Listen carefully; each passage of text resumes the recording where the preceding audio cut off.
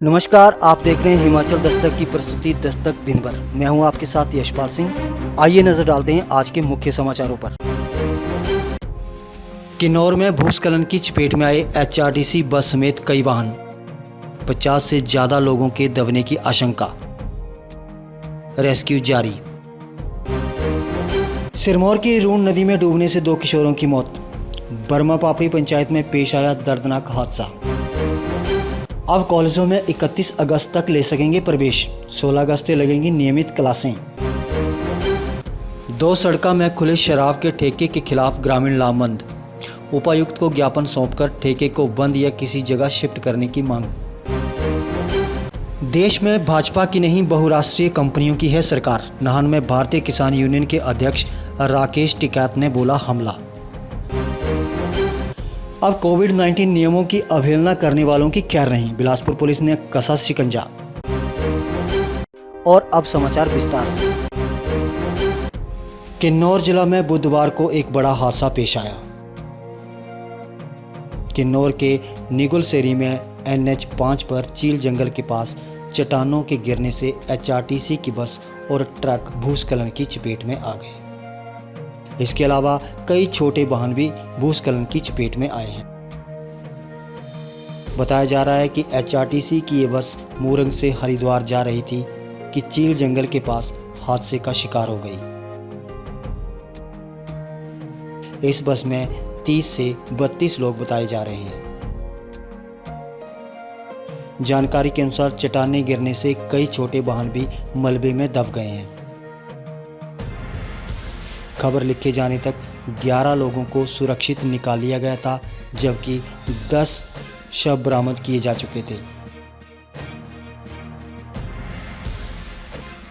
प्रशासन की तरफ से बचाव और राहत कार्य जारी हैं।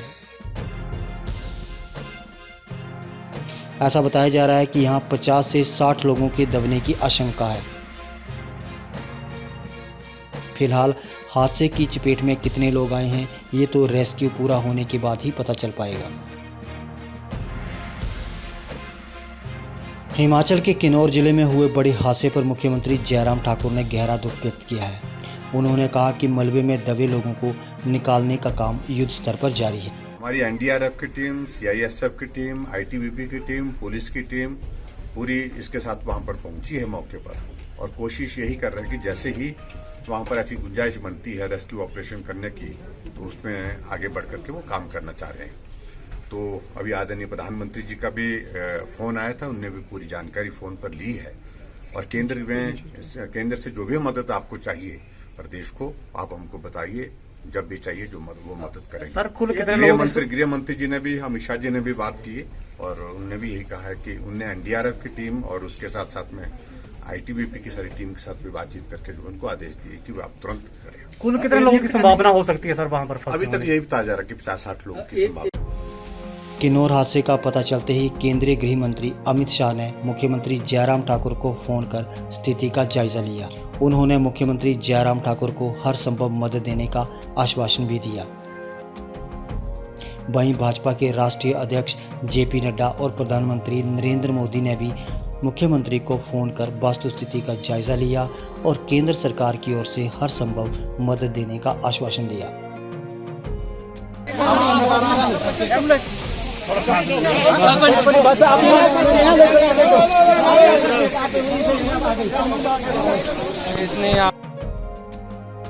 बताते चलें कि इससे पहले किन्नौर के सांगला छितकुल मार्ग पर भी 25 जुलाई को बड़ा लैंडस्लाइड हुआ था, जिसमें 9 सैलानियों की मौत हो गई थी और 3 लोग गंभीर रूप से घायल हो गए थे। दूसरी तरफ रामपुर से किन्नौर की तरफ जाने वाली गाड़ियां भूस्खलन के चलते बीच रास्ते में ही फंस गई हैं। बताया जा रहा है कि यहां सैकड़ों गाड़ियां फंसी हुई हैं।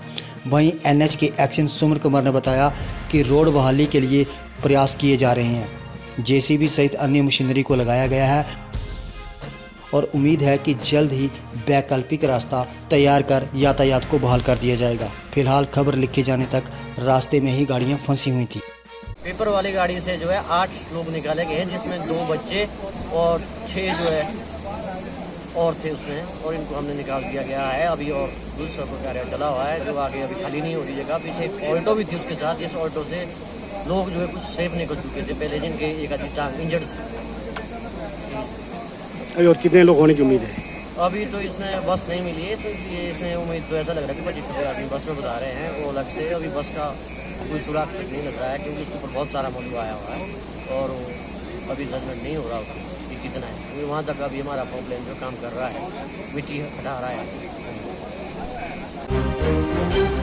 जिला सिरमौर की बर्मापाड़ी पंचायत में बहने वाली रून नदी में डूबने से 2 किशोरों की मौत हो गई। दोनों मृतक रिश्ते में मामा और बुआ के लड़के हैं जो कालाम से यहां आए थे। ये हादसा बुधवार दोपहर बाद हुआ। मृतकों की पहचान Nitin Kumar officer colony Naraingarh road Kalam और सुमित कुमार निवासी उत्तराखंड के रूप में हुई है। बताया जा रहा है कि सुमित कालाम में अपने रिश्तेदार नितिन के घर आया था। जानकारी के अनुसार बुधवार को कालाम से 6-7 युवक नदी के गुलरिया कुंड में नहाने के लिए आए थे। रास्ते में एक युवक को मधुमक्खी ने काट लिया। ऐसे में अन्य युवक रास्ते में ही रुक गए और ये दोनों युवक अन्य दोस्तों से आगे जाकर पानी में नहाने लगे। जब बाकी दोस्त मौके पर पहुंचे तो उन्होंने दोनों युवकों के कपड़े और मोबाइल नदी किनारे रखे हुए पाए। इसके बाद युवक खोजबीन करने लगे मगर उन्हें कोई सुराग नहीं मिला। इस दौरान आसपास के लोग वहां पहुंच गए। साथ ही इसकी सूचना पुलिस थाना कालाअंब को दी गई। स्थानीय युवक ने दोनों युवकों को गहरे पानी से बाहर निकाला, लेकिन तब तक दोनों की मौत हो चुकी थी। कोविड के बीच प्रदेश के कॉलेजों में छात्र 31 अगस्त तक प्रवेश ले सकते हैं। शिक्षा विभाग ने कॉलेजों में प्रवेश की तिथि को अब 31 अगस्त तक बढ़ा दिया है। इस बारे में प्रदेश उच्च शिक्षा निदेशक डॉक्टर अमरजीत कुमार शर्मा की ओर से अधिसूचना जारी कर दी गई है। उन्होंने कहा कि ये निर्णय छात्रों के हित में लिया गया है। इससे पूर्व कॉलेजों में प्रवेश की तिथि 9 अगस्त निर्धारित की गई थी। वहीं अब शिक्षा विभाग ने कॉलेज में प्रवेश की तिथि को बढ़ा दिया है। वहीं कॉलेजों में नियमित कक्षाएं 16 अगस्त से ही लगेंगी। Nahan Shimla national highway 907A पर 2 सड़कों में हाल ही में खुले शराब के ठेके के विरोध में स्थानीय लोग लामबंद हो गए हैं। बुधवार को ग्राम पंचायत बनेठी के उप प्रधान राजकुमार के नेतृत्व में लोगों ने उपायुक्त राम कुमार गौतम को ज्ञापन सौंपा। लोगों ने इस ठेके को बंद करने या फिर किसी अन्य जगह शिफ्ट करने की मांग की है। ग्रामीणों ने चेताया कि यदि इस ठेके को बंद नहीं किया गया तो विरोध प्रदर्शन और तेज किया जाएगा और चक्का जाम भी किया जाएगा। प्रतिनिधिमंडल में महिलाओं सहित 2 दर्जन से अधिक लोग शामिल रहे। ग्रामीणों का आरोप है कि 2 सड़कों में शराब का ठेका दुकानों के बीच खोल दिया गया है। यहाँ पर 100 मीटर से भी कम दायरे में प्राइमरी स्कूल है। वहीं करीब 5 परिवार भी यहाँ रहते हैं। इसके अलावा यहाँ बस स्टॉप भी है। उन्होंने कहा कि यह शराब का ठेका होने से नशेड़ियों का जमावड़ा लगा रहेगा। इसका असर उनके बच्चों पर भी पड़ेगा। ग्रामीणों ने ठेके के लिए NOC देने पर बनेठी पंचायत प्रधान की कार्यप्रणाली पर भी सवालिया निशान लगाया है। 2022 में हिमाचल प्रदेश की भाजपा सरकार का इलाज प्रदेश का किसान करेगा। ये बात बुधवार को नाहन में आयोजित पत्रकार वार्ता के दौरान भारतीय किसान यूनियन के राष्ट्रीय अध्यक्ष चौधरी राकेश टिकैत ने कही। उन्होंने कहा कि देश में भाजपा की सरकार है ही नहीं, यहाँ तो बहुराष्ट्रीय कंपनियों की सरकार चल रही है। यही नहीं, देश में कैमरे और कलम पर बंदूक का पहरा बैठा दिया गया है।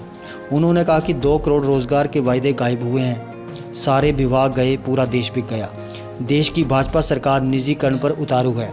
टिकैत ने कहा कि हिमाचल प्रदेश की बागवानी पर अडानी का शिकंजा कसा हुआ है। यहाँ के किसान और बागवान को जो उनके फसल और फल का लाभ और भौगोलिक परिस्थितियों के अनुसार नुकसान का खामियाजा भुगतना पड़ता है, उसकी भरपाई भी भाजपा सरकार करने में असमर्थ है। टिकैत ने पोंग बांध के विस्थापितों के मुद्दे के साथ साथ मंडी जिला में बनाई जा रही हवाई पट्टी के लिए एक्वायर की गई जमीन के मुआवजे पर भी सवालिया निशान लगाए हैं। उन्होंने कहा कि हिमाचल प्रदेश में प्रदेश सरकार द्वारा केवल गिनी चुनी जगह पर ही गेहूं खरीद केंद्र खोले हैं। इससे पहले नाहन पहुंचने पर टिकैत का भव्य स्वागत किया गया। इस मौके पर भारतीय किसान यूनियन के पदाधिकारी व स्थानीय लोग मौजूद रहे। बिलासपुर में अब फिर से पुलिस ने कोविड-19 के नियमों की अवहेलना करने वालों के खिलाफ शिकंजा कसना शुरू कर दिया है। सदर पुलिस ने थाना प्रभारी की अगुवाई में बस स्टैंड व मुख्य सड़क मार्ग पर बिना मास्क घूम रहे लोगों के चालान किए और उन्हें जागरूक भी किया। गौरतलब है कि अब फिर से कोविड-19 के मामले बढ़ने शुरू हो गए हैं। लेकिन लोगों ने सार्वजनिक स्थलों पर कोरोना के प्रति लापरवाही बरतनी शुरू कर दी है, जिससे फिर से कोविड-19 की संभावित तीसरी लहर के कारण कोरोना का संक्रमण बढ़ने का खतरा बढ़ गया है। डीएसपी जिला मुख्यालय राजकुमार का कहना है कि पुलिस ने Bilaspur bus stand, NH, Chandigarh Manali, Gurudwara Chowk सहित अन्य स्थानों पर बिना मास्क घूम रहे लोगों के चालान किए तथा उन्हें जागरूक भी किया है।